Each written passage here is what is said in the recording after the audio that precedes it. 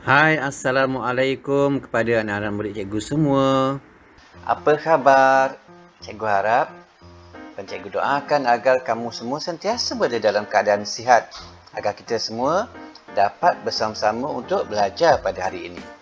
Jadi pada hari ini kita akan memulakan pelajaran baru iaitu satu tajuk berkaitan dengan tumbuh-tumbuhan unit 5 tumbuh-tumbuhan yang akan membincangkan dua perkara iaitu kepentingan tumbuh-tumbuhan dan juga keperluan asas biji benih. Okey, cikgu harap kamu semua bersedia untuk belajar bersama-sama dengan cikgu. Baiklah, kita akan mulakan pelajaran seterusnya. Okey, pada kali ini standard kandungan yang akan kamu kuasai ialah 5.1 iaitu pembesaran tumbuh-tumbuhan. Dan standard pembelajaran yang akan kamu kuasai ialah 5.1.1 menyatakan kepentingan tumbuh-tumbuhan kepada manusia dan haiwan. Dan 5.1.2 menyatakan keperluan asas untuk biji benih berjambah. Okeylah, untuk objektif pembelajaran, di akhir pembelajaran ini murid akan dapat pertama, menyatakan kepentingan tumbuh-tumbuhan pada manusia dan haiwan, dan kedua, menyatakan keperluan asas untuk biji benih bercambah. Seterusnya, kriteria kejayaan. Okey. Yang pertama, dapat menyatakan 4 kepentingan tumbuh-tumbuhan pada manusia dan juga haiwan, dan dapat menyatakan 3 keperluan asas untuk biji benih bercambah. Baiklah, adakah murid-murid sudah bersedia untuk belajar? Mari kita teruskan sama-sama. Okey, cuba murid-murid lihat pada gambar grafik yang ada pada video cikgu ini. Cuba lihat tu, rakan kita bertanya, manusia dan haiwan memerlukan tumbuh-tumbuhan untuk hidup, mengapa? Dia bertanya-tanya, mengapa agaknya manusia ni memerlukan tumbuh-tumbuhan untuk hidup? Jadi anak-anak boleh rujuk pada buku teks anak-anak pada muka surat 49. Okey. Berdasarkan buku teks pada buku surat 49, cikgu ambil sebahagian daripadanya. Okey, cuba kita lihat gambar pada muka surat 49. Kita lihat ini adalah gambar keluarga Pakcik Ali ya. Pakcik Ali sedang berkebun. Ya. Pakcik Ali, isterinya dan juga 3 orang anaknya sedang berkebun. Sedang berkebun di satu kebun mereka. Dan di kebun tersebut, di luar pagar sana ada kambing dan ada 2 ekor lembu. Dan di atas, bahagian atas yang kamu tak nampak di sini, kalau kamu tengok pada buku teks kamu, ada binatang-binatangnya. Ada monyet dan juga ada burung yang berada di pokok kayu. Dan di bawahnya ada seekor ayam dan juga ada seekor serangga yang sedang makan. Ya. Jadi kita lihat perbualan mereka. Lembu yang sedang menikmati rumput di belakang sana kata, sedapnya. Apa yang sedap tu? Sebab rumput menjadi makanan kepada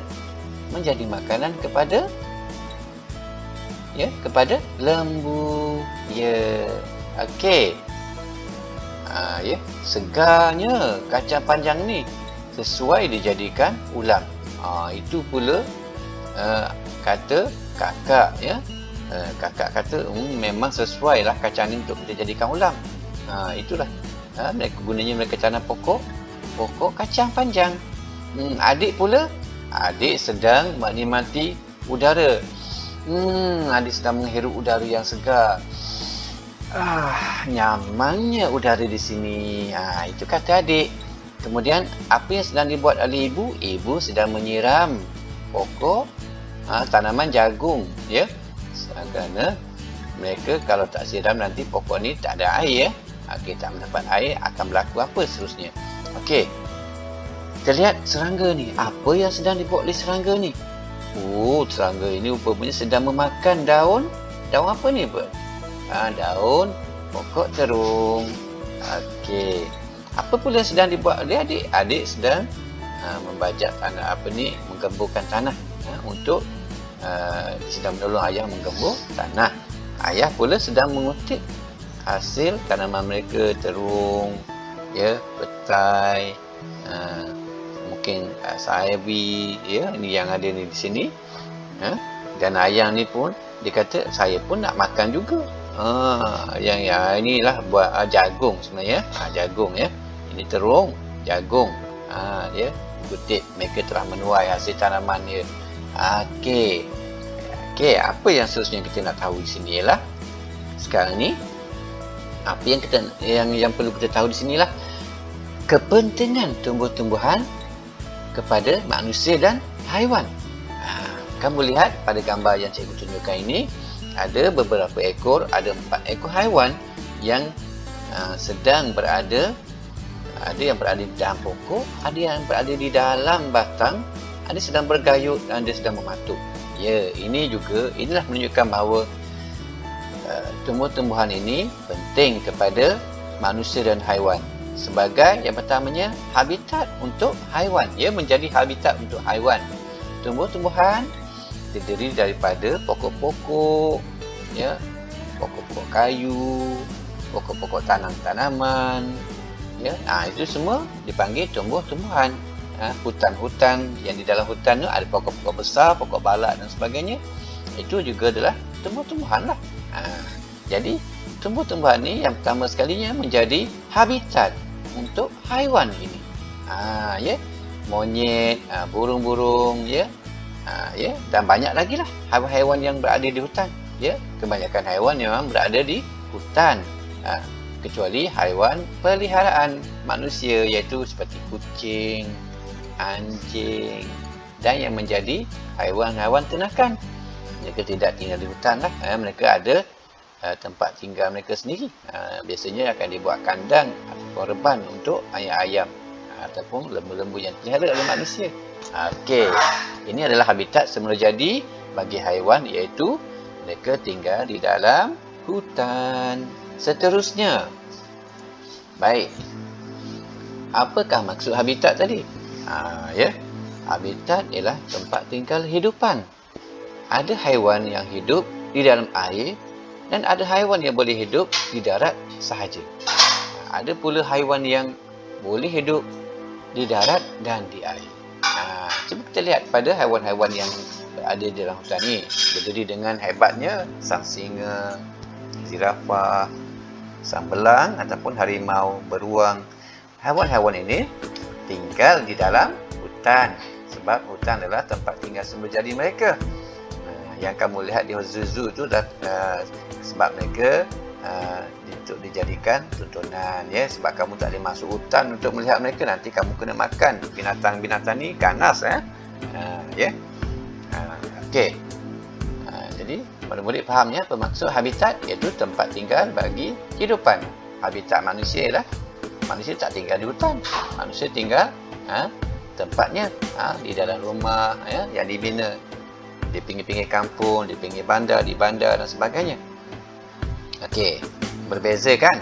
Okey, seterusnya, apakah perlunya tumbuh-tumbuhan kepada manusia dan haiwan ini? Ya, mereka menjadi sumber udara untuk manusia dan haiwan bernafas. Kamu tahu tak bahawa setiap kali kita bernafas, kamu akan membebaskan gas yang dinamakan gas karbon dioksida. Gas karbon dioksida ini kemudiannya akan diserap oleh tumbuh-tumbuhan hijau. Kemudian tumbuhan tersebut akan membebaskan juga gas oksigen. Selain kita telah pun menghirup gas oksigen yang ada di udara. Ya. Jadi kita sepatutnya kena tahulah, semakin banyak kawasan hijau, semakin banyak oksigen yang boleh kita hirup dan seduh setiap hari. Inilah kita oksigen yang berlaku pada kita hidup manusia lah setiap hari, ya.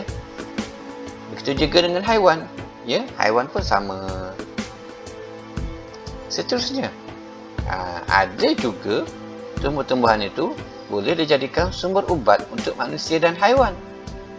Ya, contohnya ialah seperti pokok keladi tikus, pokok kapas hantu, akar kayu ginseng dan juga pokok jerangau. Ini adalah contoh-contoh pokok herba yang sekarang ini ditanam dengan tujuan untuk dijadikan ubat-ubatan kepada manusia. Haiwan juga kadang-kadang menjadikan tumbuh-tumbuhan sebagai ubat mereka, seperti kucing. Biasa kalau mereka kesakitan, mereka akan memakan rumput-rumput, ya, biasanya menjadi ubat kepada mereka. Okey. Seterusnya, apakah perlunya tumbuh-tumbuhan ini? Ya, menjadi makanan untuk manusia dan haiwan.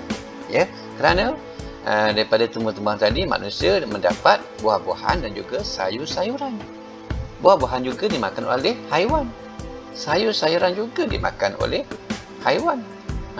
Selain daripada manusia, haiwan juga makan ke semua buah-buahan dan sayur-sayuran yang kamu nampak ni. Okey, baiklah. Seterusnya, kita lihat lagi sekali apakah kepentingan tumbuh-tumbuhan kepada manusia. Pertamanya, dijadikan sebagai sumber udara untuk manusia dan haiwan bernafas. Kedua, sebagai sumber makanan untuk manusia dan haiwan.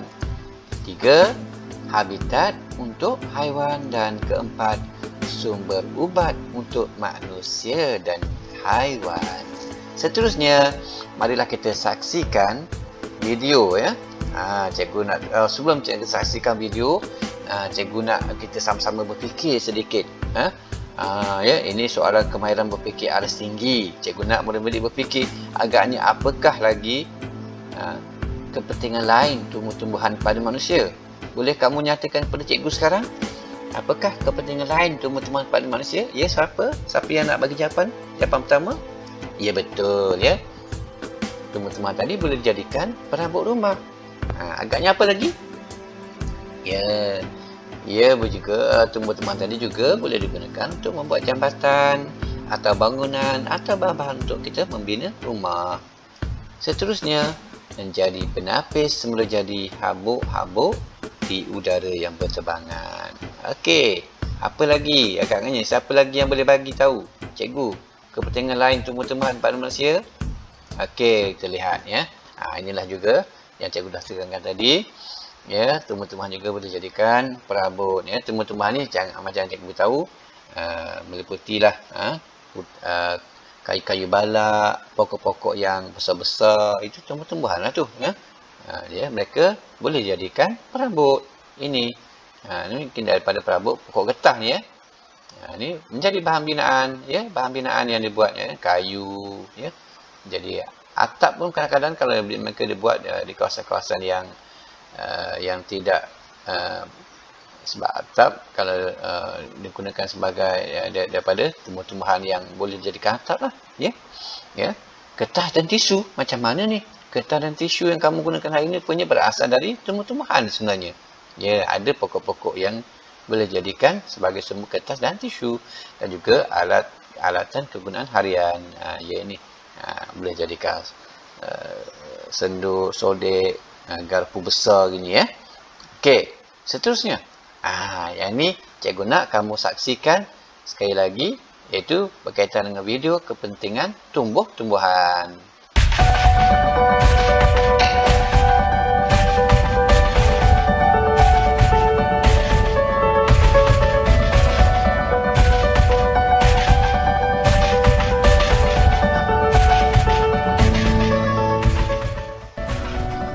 Mengapakah manusia dan haiwan memerlukan tumbuh-tumbuhan untuk hidup? Untuk pengetahuan kamu, tumbuh-tumbuhan mempunyai kepentingan kepada hidupan. Tumbuh-tumbuhan penting kepada manusia dan haiwan. Antara kepentingan tumbuh-tumbuhan kepada manusia dan haiwan adalah: yang pertama, habitat untuk haiwan. Yang kedua, sumber udara untuk manusia dan haiwan bernafas. Yang ketiga, sumber ubat untuk manusia dan haiwan. Dan yang kelima, sumber makanan untuk manusia dan haiwan. Habitat untuk haiwan. Antara haiwan yang menjadikan tumbuh-tumbuhan atau pokok sebagai habitatnya adalah burung. Burung membina sarang di atas pokok. Selain daripada burung, tebuan adalah antara haiwan yang menjadikan tumbuh-tumbuhan atau pokok sebagai habitatnya. Tebuan juga membina sarang di atas pokok. Manakala tupai pula menjadikan lubang-lubang yang terdapat di batang pokok sebagai habitatnya. Untuk pengetahuan kamu, monyet juga menjadikan pokok atau tumbuh-tumbuhan sebagai habitat mereka. Monyet membina sarang di atas pokok. Sumber udara untuk manusia dan haiwan bernafas. Tumbuh-tumbuhan akan membebaskan gas oksigen dan hidupan seperti manusia serta haiwan akan mengambil atau menggunakan gas oksigen untuk bernafas.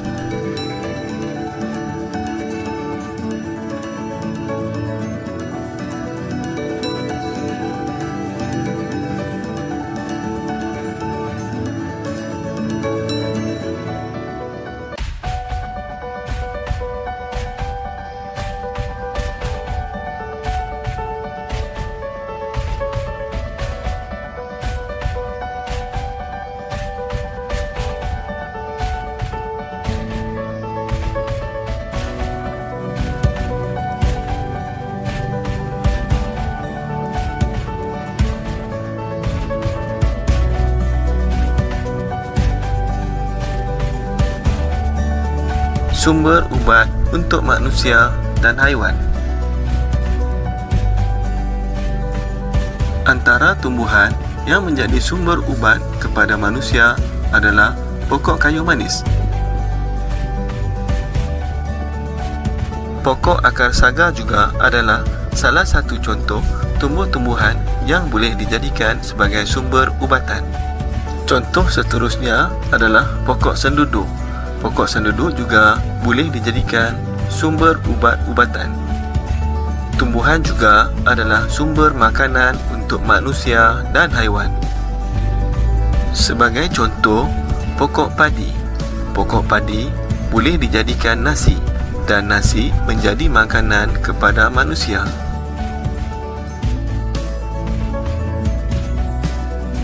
Ada di antara tumbuh-tumbuhan menghasilkan buah dan buah pula menjadi sumber makanan kepada manusia dan haiwan.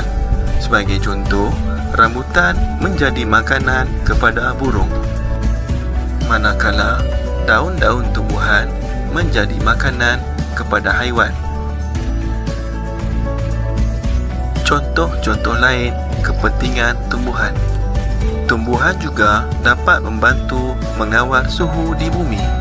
Tumbuhan juga membekalkan sumber kayu. Selain itu, tumbuhan juga berfungsi untuk mengelakkan kejadian tanah runtuh ataupun hakisan tanah.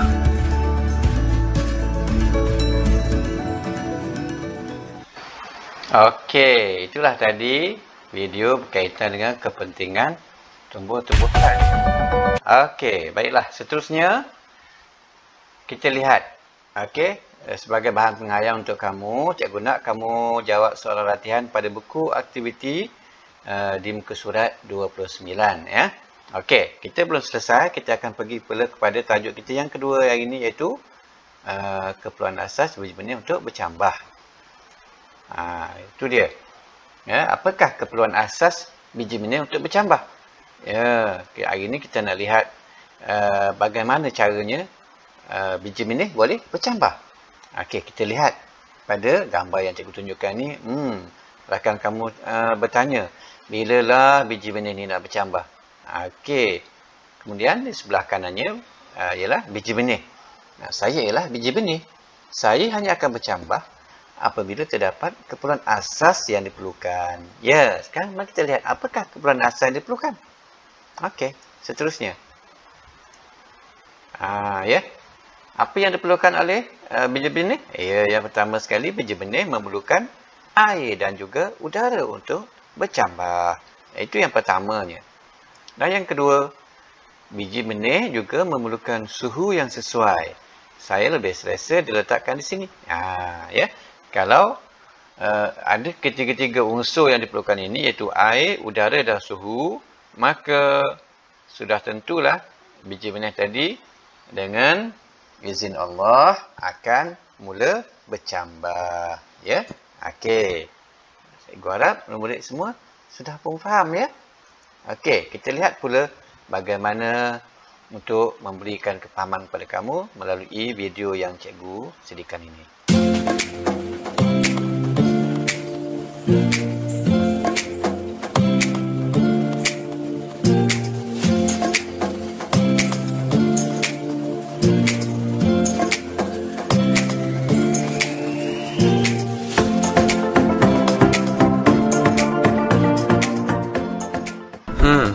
Bilalah biji benih ini nak bercambah? Saya ialah biji benih. Saya hanya akan bercambah apabila terdapat semua keperluan asas yang diperlukan. Saya perlukan air dan udara untuk bercambah.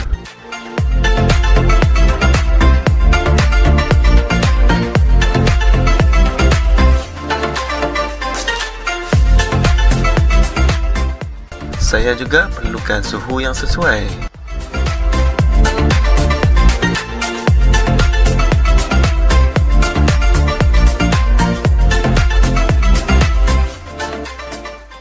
Sekiranya keperluan asas saya lengkap, iaitu air, udara dan suhu yang sesuai, saya akan mula bercambah dalam masa beberapa hari.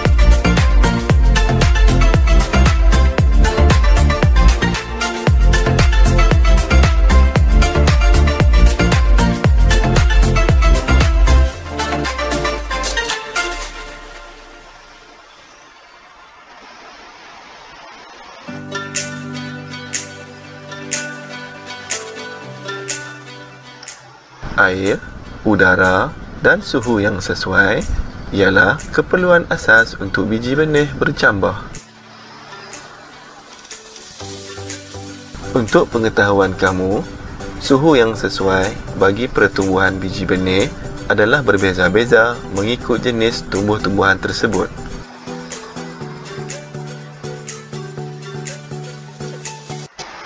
Okey, itu tadi video berkaitan dengan keperluan asas biji benih.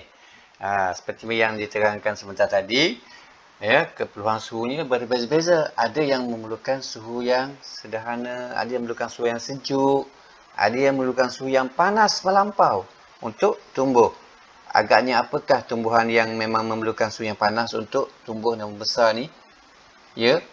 Pokok kurma contohnya, dia tak boleh hidup di kawasan yang beriklim sejuk.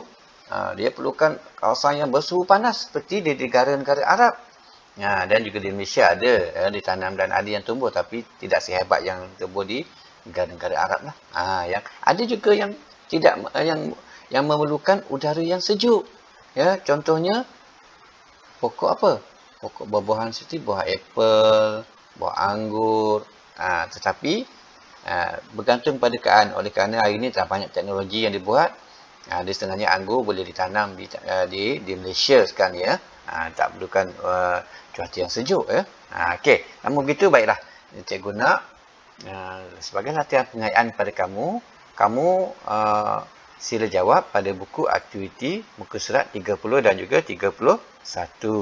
Okey, sebagai rumusan untuk pelajaran kita hari ini, kita lihat kembali apakah kepentingan tumbuh-tumbuhan dan keperluan asas biji benih untuk bercambah. Tumbuh-tumbuhan penting kepada manusia dan haiwan kerana menjadi sumber udara untuk manusia dan haiwan bernafas, menjadi sumber makanan untuk manusia dan haiwan, menjadi habitat untuk haiwan-haiwan liar, dan menjadi sumber ubat untuk manusia dan haiwan. Dan apakah keperluan asas biji benih untuk bercambah? Saya perlukan air dan udara. Dan yang ketiga, saya memerlukan suhu yang sesuai. Ya, itulah tadi pelajaran yang kita belajar pada hari ini, iaitu tentang kepentingan tumbuh-tumbuhan dan keperluan asas biji benih. Jadi cikgu harap murid-murid semua telah pun memahami apakah isi pelajaran yang cikgu ingin sampaikan pada hari ini. Sekiranya kamu ada masalah, kamu boleh berhubung dengan cikgu dalam grup WhatsApp yang tersebut. Sampai kita berjumpa lagi dalam masa dan ketika. Cikgu ucapkan terima kasih dan selamat belajar. Assalamualaikum.